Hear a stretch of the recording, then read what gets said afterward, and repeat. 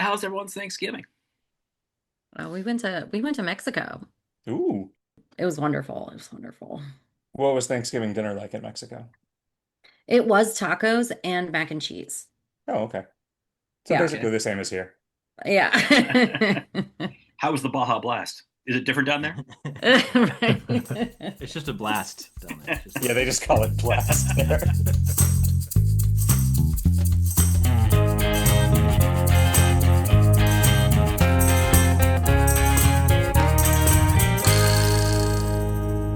Welcome to the Quicksand Club podcast, the podcast where we discuss every topic worth discussing one at a time.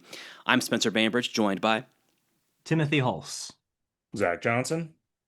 Dan Kurtz. Corinne Santoro. our topic this episode is advertising. Okay, I want to ask you all, what's the worst commercial you've ever seen? The Lamisil commercial where that little gremlin lifts up the toenail like it's a trapdoor. Oh, oh, it's repellent. But it doesn't make me want to buy Lamisil. It just wants to make me hide my shame about my gross body. Yeah, I just want to turn away from the TV and scour the image from my brain. Ugh. Yeah, I know. Ugh, but you remember the name I Lamisil. do. Oh, That man. Yeah. whoever wrote that ad, that's what they're talking about. They're like, but they remember. That's the point. I'll Give me tell a you, raise. I'm grateful that in my life I have not encountered nearly as much toenail fungus as advertisement would lead me to believe that I would. So I've been fortunate. You know what? I don't know if it's the most annoying advertisement of all of that I've ever seen, but one I just don't understand, and it just really bothers me. Is this new?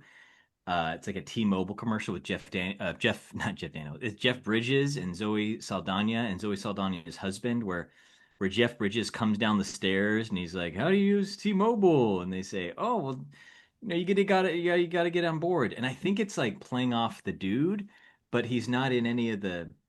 It's very unclear what the relationship is. It seems, Mhm. it It's an seems unlicensed dude. it's an Yeah, unlicensed Yeah. dude. exactly. It's like The robe was going to cost them another 50K in licensing and IP fees, like. If this were a Spirit Halloween unlicensed costume, instead of the dude, it would be called Casual Guy. exactly. Also, I think since True Grit, he's really only had one speed, so he can only do the grizzled cowboy version of the Well, dude now anyway. I'm just gonna keep talking like this, and you can tell me if you want me to stop. And it seems like it's like an oddly, I mean, maybe this is me just projecting, but it's like oddly um sexual, because it's like, why is Jeff Bridges that why did he just come down? Why is he at your house? You just, I just imagined threesome just had happened, but I just got aroused and thought I would come downstairs. There's this trend recently of like ultra A-listers doing commercials, which used to be unthinkable. Like commercials are what you used to do when you were no longer on the A-list. And now you see Zoe Saldana, who won an Oscar in the last 12 months, and Jeff Bridges, legendary movie star, also Oscar winner, doing like a shitty cell phone commercial. That was unthinkable 20 years ago, I think. That is because those companies have the money to pay them. That is because we are giving phone companies way too much money. Any A-lister will do any job if you pay them enough money. You know what their budgets are? Two, three, $4 million. That's just a fraction of their media budget. Anyway, don't get me started on how much we got to give companies a lot less money.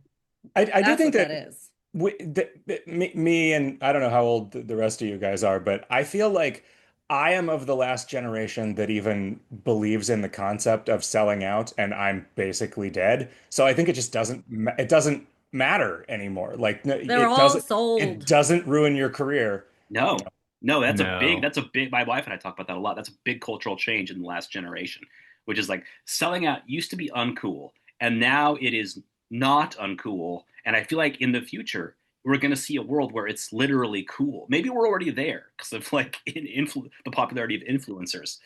Listen, I think this was going to get brought. I mean, hopefully this is going to get brought up eventually, but like the AMC and Nicole Kidman, if they hired me instead of Nicole Kidman, I doubt that the audience would applaud I as would have, they. Timothy. Okay, I I would appreciate have. that. I Yeah, see your point. I do want to hear you say heartbreak feels good in a place like this, Timothy. heartbreak. Yeah, right. Heart Heartbreak feels good in a place like this. Yes. I I got would not walk chills. out. I take it I back. I just I want to go to the movies. I want to go right now. right.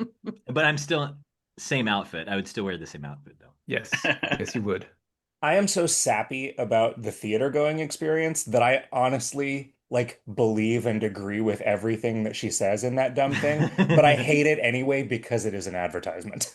Every time you go to the ballot box, you look for Nicole Kidman's name. You're like, I'm going to vote for her. I like what she has to say, but Yeah. she's never on the ballot. Yeah, I agree with her. I agree with her position on whether going to the movies rules. She got like that. That's what transitioned us out of COVID. I mean, that's like the one of the like pivotal ads that were like, okay, this life can be normal again. Do you think she got more money for that or Baby Girl? Good question. That, AMC, yeah. yeah. Hmm. Do you find that you're seeing the same five ads over and over again when you see them? Because when we tried the Amazon Video, whatever, when they started doing ads, and it seemed like it was just the same three ads over and over. There's only three companies that want to advertise to people anymore, I guess.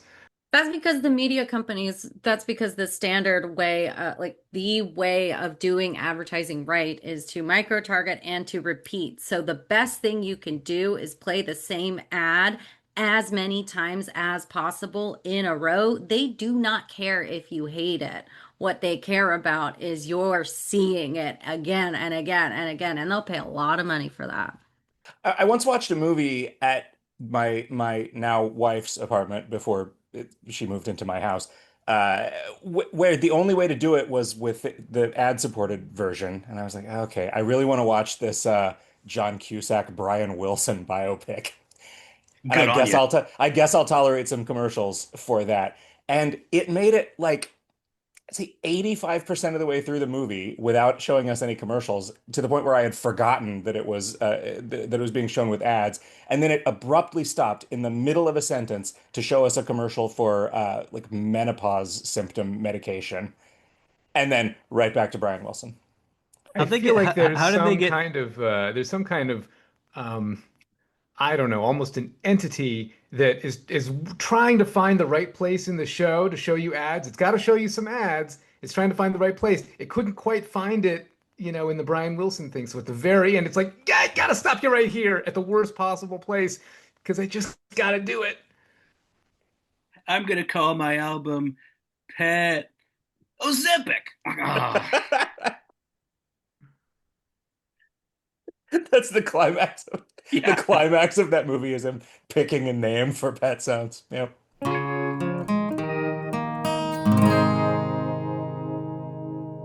Do any of you believe that advertising works on you? I've never met anybody who says, "Oh yeah, advertising totally works on me." But it has to work on everybody, right? Or they wouldn't spend money on it unless every person making every decision at every company is an idiot.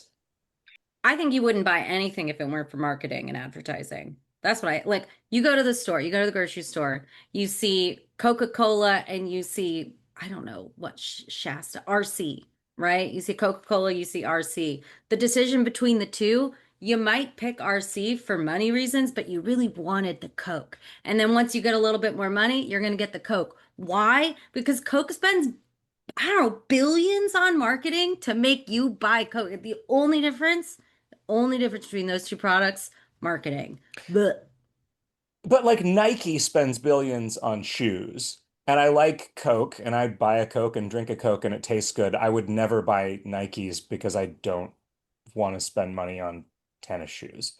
Like, mm, so I feel agency there, but you're right. I wonder sometimes, like, what would happen if Coke just stopped spending money on advertising? Would people stop buying Coke? Because I kind of don't think they would. I don't think I would. Pepsi is just waiting for the day that Coke stops spending money. Pepsi will replace them. That's what'll Yeah, I happen. guess if you have a rival in place, they're waiting for any foothold, right? If you have a monopoly, you can stop advertising. But if not, you sacrifice a position, I guess. What if they agreed to a detente? The Pepsi To Accords. just stop spending money, both of them, Yeah.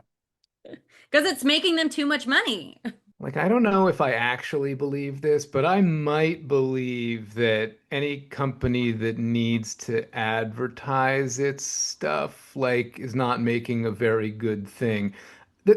that probably doesn't stand up to a lot of scrutiny, but No, it makes okay, y'all. Forgive me, but this makes a lot of sense. Actually, any company that is spending money on marketing, if we're looking at if I had a whiteboard back here, I would be Charlie Sheen in that meme, and I would say every penny spent on marketing, that money is not going back to the product. That money, every bit of money that you give that company that goes back into marketing is just going back to directly tricking you that their product is worth buying versus putting that money, that margin back into the product, which is what capitalism promised us a long time ago. You give your money to them to make the product better. No, no, no, no, no. You give your money to Coca-Cola to make Coca-Cola trick you to buy more Coca-Cola. Coca-Cola tried to make their product better, and we betrayed them. We all hated it. Ugh. Yeah, we said absolutely not. We prefer the garbage you've been giving us for 100 years. You know what I have to point out that the word trick and trickery has been used a lot. Our commercials and like commercial producers, the like modern day witches in a way, where like they're like casting spells on us to make us, to draw us into Evil their wizards with lots potions. of money. What a lame use of magic. What a Right. Yeah. Well, this is why commercials kind of dying art is because the trickery in commercials is less efficient than the trickery that we find on our phones. You know, the trickery that we find on the buttons, on Instagram, on the algorithm. You know what I mean? Traditional advertising, they still fancy themselves creative. They want to make you laugh, which is, power to them. And they are resisting the trickery of Silicon Valley. By the way, And sorry to interrupt, but editor's note earlier when Corinne's referred to a Charlie Sheen meme, I think she meant a Charlie Day meme. I do not want our listeners to Google Charlie Sheen meme and see something unsafe for work. you are absolutely correct. Yeah. Charlie Day. This podcast is brought to you by Tiger Blood. I'm aware of the way that they trick you in, I've seen hundreds, if not thousands of commercial scripts being on the talent side of the, performing and acting in many commercials. Although I have to supply a caveat with that because I discovered something tragic before I came onto this. I looked up the definition of acting and commercials isn't in, it says performing in plays, film or TV, and commercial isn't in there.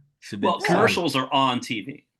It's true, it's You true, know? but You but know? I'm just follow. Yeah, just bear with me here. I'm one like commercial acting is its own thing. It's Or I maybe it's Timothy, because are you going to accept the man's definition of what you do, or are you going to define that for yourself? well, normally true. acting That's true. acting is distinct from just lying, but in the case of a commercial, it's not. That's true. That's true. Oh, you got a good point. So let's talk a little bit about your experience because you've acted in quite a few commercials, right? A lot of yeah, Yeah. been taken all over the world. A lot of it was non-union up until I joined the union in the beginning of the year and did a lot of non-union stuff, but it still gets non-union commercials are still broadcast on uh major like streaming networks, and even I don't think there are too many non-union commercials on broadcast because that would be a total ripoff. Which part of some of my anecdotes involve like there was one, it was for one of these video games, I forget, it was like it's like God of War, something, some phone game, and they hired a group of extras. I was hired as an extra, got paid $200.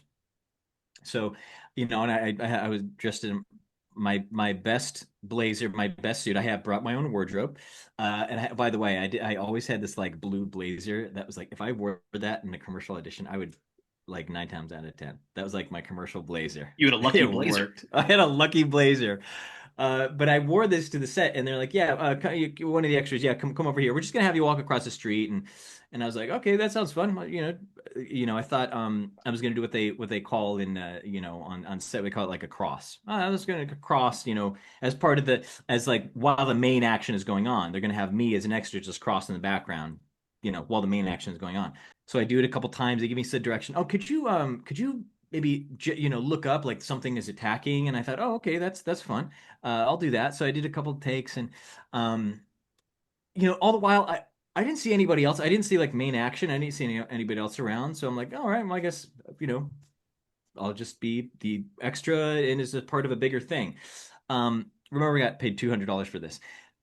Fast forward to several months later, and people are saying, "Oh, I saw you in that commercial on on broadcast streaming network where you were the guy looking up at the villains in the video game attacking you."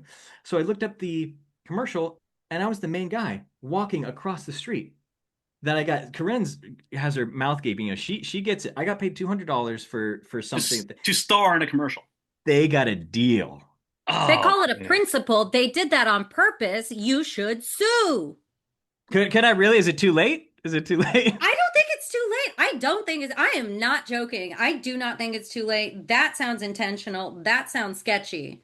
We would not do something like that. That is them cutting corners, saving. but like, is the distinction whether you speak or not? Isn't that also like a rule in terms of?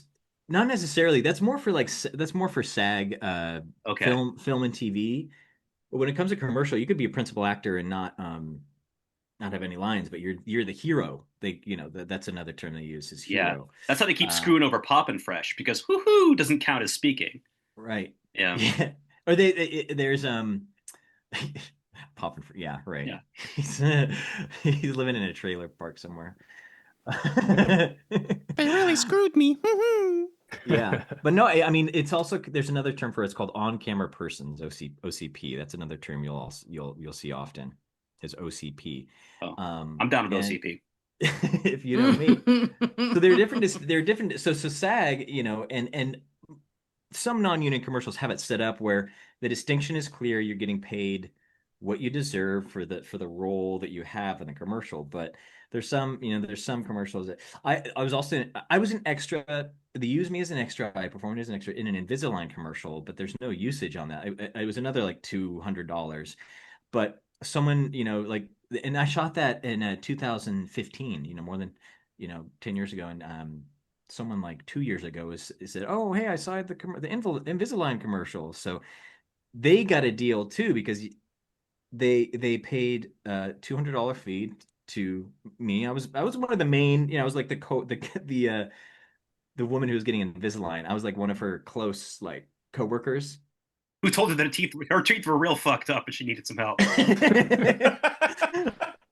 Exactly. We had like a real heart to heart at the cafe. Yeah, like I didn't get the what they call the renewals on that. And with the non-union it's renewals. With SAG you'll often hear like the residuals. I believe they do have renewals with SAG, but I don't mean to get into nitty gritty. That one's a funny one too because I was in my kind of baby years as an actor, on camera actor, and so I thought like no matter who I am, what role I have, I have to convey how I feel. Like they better know how I feel, even if I'm an extra. So the main the hero of the commercial, the woman who's getting Invisalign, she's like giving a presentation, and I'm like turned away from camera, but I really want to be like, this is that actor that really wants to be that background actor that really wants to be noticed. So I turn to my coworkers sitting next to me who I'm like facing the camera when I turn to them. And after she says something, I just give a really emphatic nod and like raise my eyebrow, my huge Greek eyebrows. So I totally stand out, and it's slightly embarrassing every time I watch it, but I'm like, that guy would love, just needs to be noticed. He would love $200. Exactly. You got it. But if you think about that, it's over time, $200. Let's say they're still playing the Invisalign commercial in the dentist's office, which is where that friend saw me. Like break that down per year. That's like less than what? That's less than $20. Oh yeah, $20 a year. So if that's you, also Timothy, yeah. if you ever in a contract see the words in perpetuity, Oh, trust me. Get more money. I don't do in perpetuity. I don't do it. I will not be. See, that's the thing is that they don't, that you're not going to learn in acting school, is that if you see in perpetuity in a contract. And that's the thing that every single client wants. Forever. If they're going to use it forever, you're going to need $250. Yeah. Also, if they ask you to sign in blood, Like, don't do it. No way. But they don't. There's not like too much controversy. And you don't hear about too much litigation when it comes to that. But they take advantage of actors all the time. Non-union, it's scary. It's scary how they take advantage of actors. And I want to go on record saying that. But they could get they get a steal. And I would, and it was tricky. Like I didn't know how to really negotiate and ask for what I deserved, but I got paid pennies for these tech companies that have enormous marketing budgets. They've gone, they've gone through they get all this like venture capital money, but they don't think to spend it on the actor because the actor's fine with being on TV, but they're fine with acting. They're fine with being part of a project. Yeah, Yeah. you're lucky to be here, bucko. Meanwhile, they've got SAG budgets. You know they Exactly, do. exactly. Yeah, and I think the commercial actor, I mean any actor really, but the commercial actor can think of themselves as like expendable, like, oh, if I ask for more money or want to negotiate, they're gonna fire me from the job. So I'm just gonna take what I can get and be Yeah. famous. The only actors that don't feel expendable are, ironically, the actors in The Expendables. Exactly. That movie they couldn't have been made without any of them. Yeah. They needed every single one of them. That's right. Stallone's like, yeah, you can't get rid of me. I turned down an Invisalign commercial for this. It says in perpetuity. I'm not going to sign it. Every child dreams of one day being an infomercial actor. But how do you make that dream come true? Hi, I'm Hank Lantieri. You know me from commercials for the Toilet Radio, the Radio Toilet, and from numerous awards shows to which I showed up uninvited. Today I'm here to tell you about Hank Lantieri's Perfect Pitch, my exciting new online masterclass for aspiring infomercial performers. With Hank Lantieri's Perfect Pitch, you'll learn all the basic infomercial acting moves, such as pretending to be frustrated with your current can opener, looking casual while using an unwieldy exercise machine, and being easily amazed by knives. Do you know how to look sexy while using a juicer? How to spray hair in a can without breathing in the deadly fumes? How to hide your erection while wearing a Snuggie? Of course you don't, but with my masterclass, you'll learn all this and more, such as how to set it, how to forget it, how not to confuse OxyClean with OxyContin, and most importantly, how to smile while lying. But wait, there's more. I guarantee results or your money back. Did you believe me? Of course you did. I'm that good. And you will be too, so act now. God damn, this can opener really sucks. There has to be a better way. Piece of shit.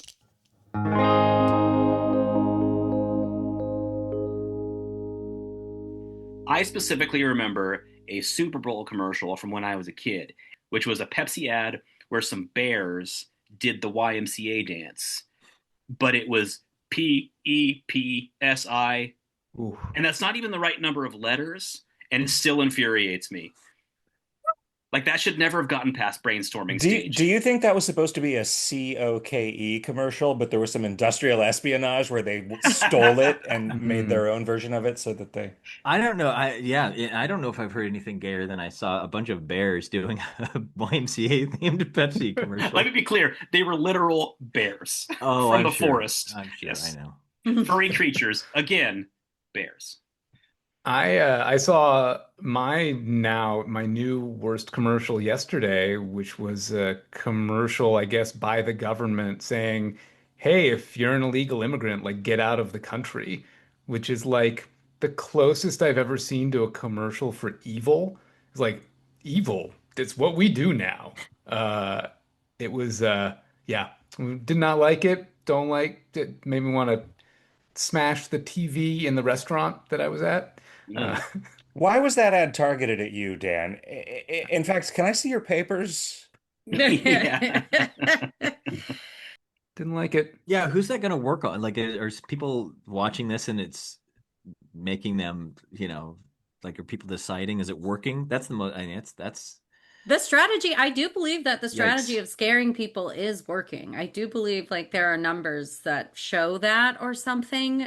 I don't know. You'd have But to, it's also I'm not a probably numbers just guy. designed to appeal to people that want to see that Do on want to, TV. That's right. It's not even so much about actually getting people to leave as it is about showing, hey, evil's in now. We're doing it. We're doing the evil thing. We're even putting it Yeah. on the It's TV. getting people excited to buy the thing in the next commercial, Depends absorbent undergarments. Yeah. Hey, I do want to get rid of those damn foreigners, and I am out of Mountain Dew.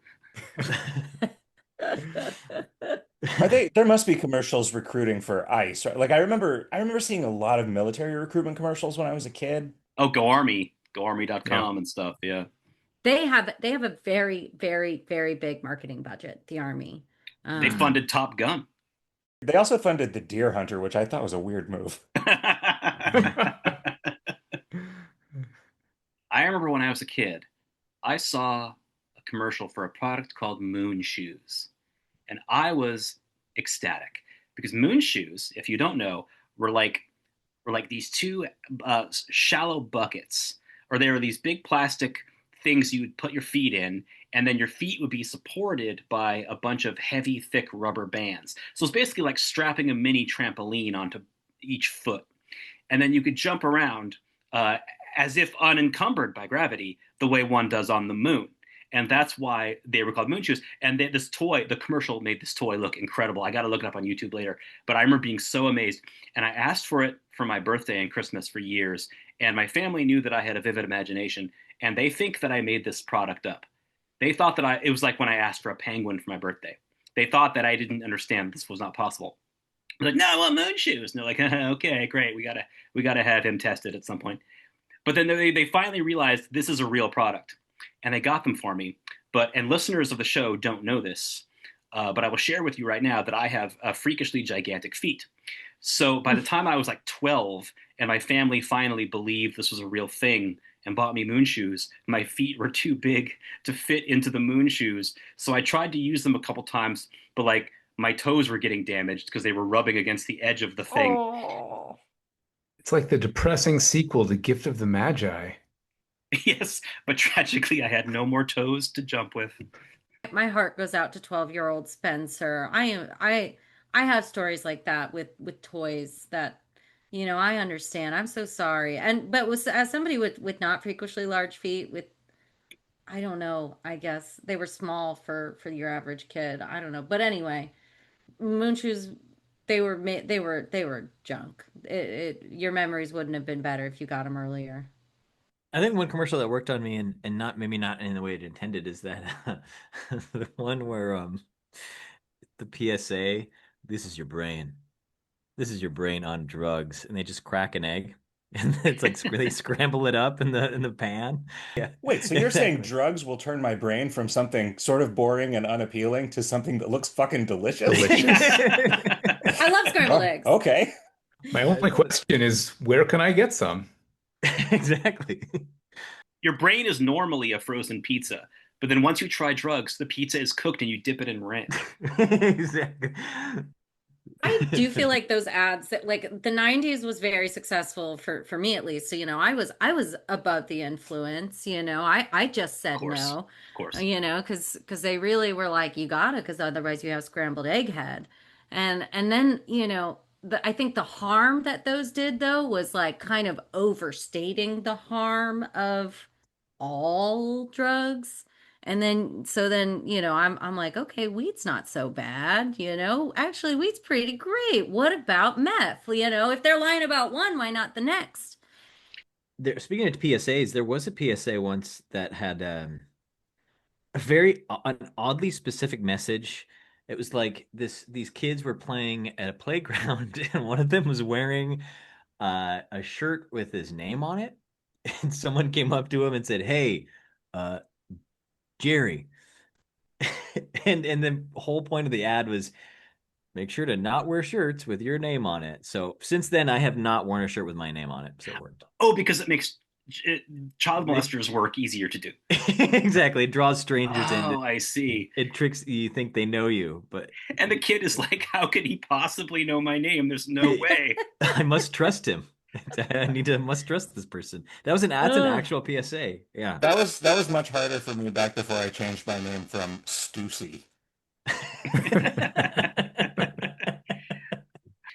The Skip It, when I was a kid, looks like a fun toy. And in reality, to skip it is like a punishment they'd give you in prison. Like you've got to put this around your ankle and keep jumping around it, or like Dennis Hopper in Speed. It's like or else you'll blow up if you don't And do you it can't 78 times. stop. Yeah, you can't stop. It's like the punishment version of a hula hoop. Yeah. Any toy commercial from the 90s, I mean, even today, but growing up in the, something like Crossfire, you'll get caught up in that. Like any commercial, any toy commercial where there's friends around. Because often you're playing with those toys with no one around. So That's that's how true. so it's misled me to think that my friends were always going to be there. I always liked it when an action figure did something cool. The two friends would look at each other and go, "Whoa!" Like they couldn't believe it. Like they were playing with it for the first time on air. You know? Yes, I'm curious. I don't watch much kids advertising these days. Is it as ruthless as it used to be? Like I heard that we kind of wisened up to it. Oh, where would you hear that? Where would you hear that anything in our society has improved? That is such a good point. I watch 5-year-old girl, 5-year-old girl TV commercials, and the voices are like so great. It's like they pitched him up. They must have been like several octaves lower when we were growing up, and now they're like, so you just want this little tiny house. It's Yeah. like the voices are so excruciatingly high. What I remember from growing up is that the voices in the boy commercials were the exact opposite. They all sounded like this. Crossfire. Yeah, if it shoots fire, it's a truck and it's Batman. Whammo!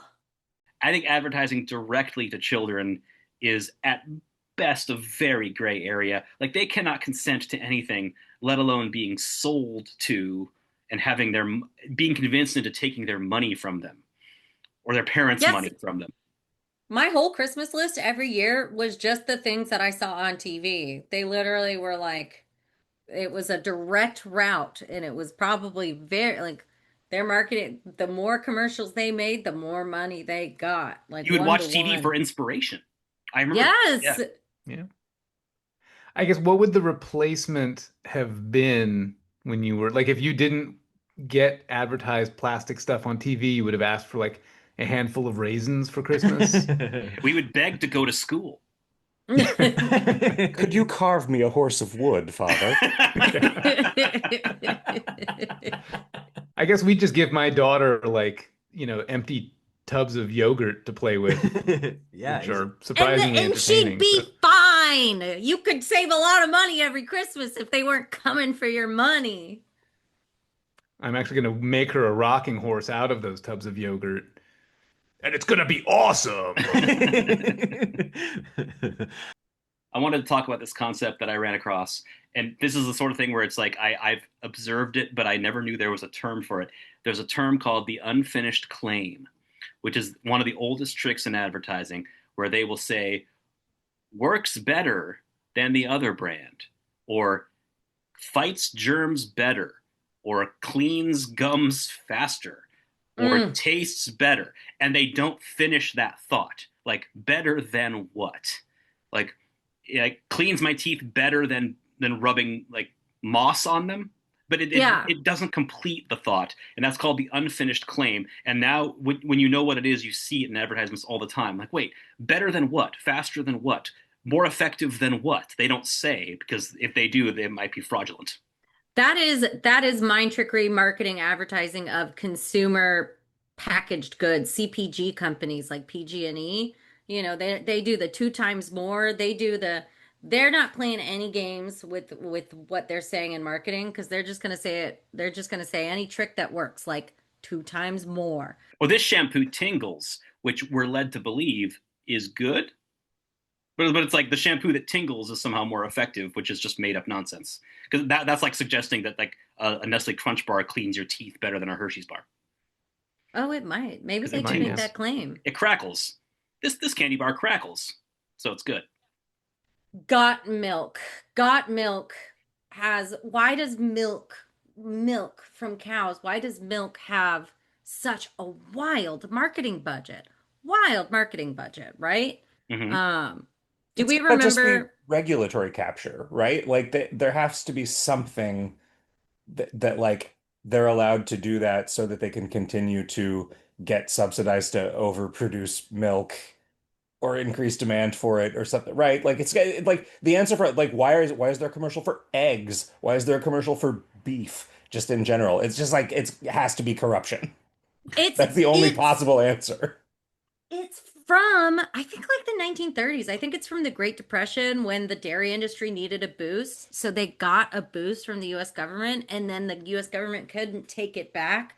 So dairy just does have just this wild budget from government subsidies from like 100 years ago. It's Where the hell wild. is Doge when you need them? Right? To trim the fat at last. And it produced some of my favorite as a student of advertising, it produced some of my favorite work. One of my favorite ads of all time was a got milk ad, two kids in the kitchen saying, "Ma, like why do we have to drink our milk?" And mom's like, "It makes you grow nice and strong. It's good for your bones." And the kids are like, "What about Mr. Jensen?" They point to the neighbor, and they're like, "He doesn't drink any milk and he looks great." And there he is, like gardening his thing, and he's like super strong older man, just real happy. And then boom, his arms fall off. And then No, that's right. I and then remember the that kids start one. screaming, and then they're just chug chug chug chug chug, and then it slams to got milk. That's a great That's ad. pretty good. I I It remember was remember that. so good. now that was a more modern version of the ad I grew up on, which was just suggesting that if you drank enough milk, you could teach bullies a lesson. Yeah. Because they bullied you when you were young and skinny and weak. But you drank enough milk later, you'd be like, out of my way, guys. And you'd have big muscles because you drank milk. That's what I remember. I remember being told that. That was misleading, I can It tell was, you, yeah. You're as a just small person who drank a lot of milk. you're just keeled over in the bushes. I just Yep. Hiding, ended hiding. up with a stomach ache and high cholesterol. Don't bully me. I'll have diarrhea all over you. But then, okay, so the got milk, if I may continue with got milk, Go ahead. the got milk, it just goes to show that a large marketing budget, got milk with all their money and power and influence and lobbying, could not stop almond milk. They tried. Remember the campaigns? Did you ever, maybe this was just in Georgia in 2020, but in Atlanta in 2020, there were billboards everywhere saying nut milk is not real milk. Nut milk is not milk. Do Yeah. we Wow. remember this? Savage. They went savage. The Do Almonds Have Nipples ad won several Clio awards.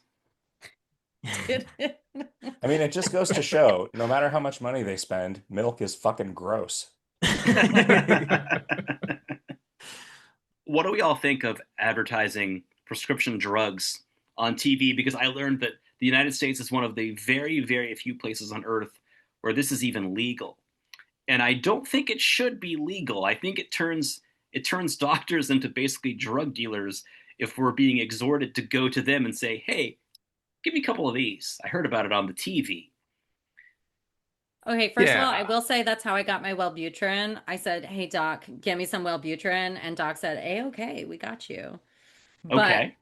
I do agree with the prescription meds thing. That I have my insider peeks into that, but it's might be less interesting. But the reason they all look the same is because they're heavily regulated, and there's like two agencies out there that know how to make them, and they're like owned by the pharmaceutical companies themselves. So that's why they just have the formula, they crank it out, they know what's legal, they know what's safe. That's why every single one is exactly the same. And they Oh, try to switch it up, but it's all the same exact formula. I, I don't I know. can think of one way to justify this. I think I agree with you that this seems just generally gross and could only possibly do harm. But for something like, say, Rogaine or Viagra, like if you didn't know that those drugs existed, you probably would never talk to your doctor about the problem because it's embarrassing.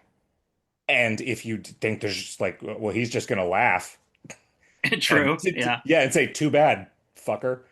Like, so I guess, knowing about prescription medicine in some cases could lead you to understand that there is a treatment for a thing that is wrong with you I agree with getting rid of the stigma. We love that. Zach, it does sound like advertising works on you.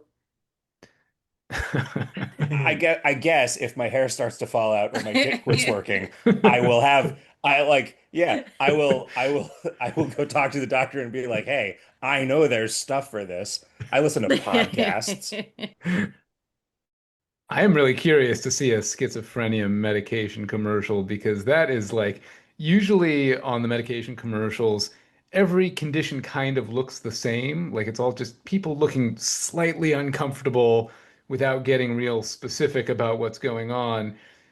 But that's not what schizophrenia looks like at all. Also, this is like the one time this is the one time when they are supposed to believe the TV's talking to them. Call your doctor now, and if not you, then you, or you, or you. Are you feeling schizophrenic today, Brian?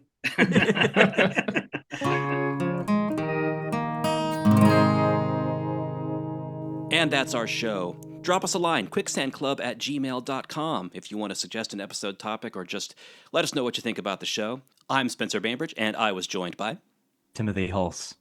Zack Johnson. Dan Kurtz. Corinne Santoro.